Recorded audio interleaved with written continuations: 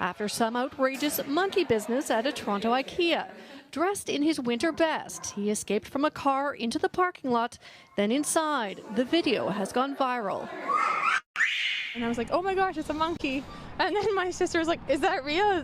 We just thought it was fake. It was a small monkey wearing a coat and like a diaper. This is so weird. Why is there a monkey at IKEA? The little guy didn't get to do any shopping, though. He was soon cornered by security guards. He looks in great shape. He was then taken into custody by Toronto Animal Services. So who is this diminutive showstopper making international news? His name, Darwin. His type, rhesus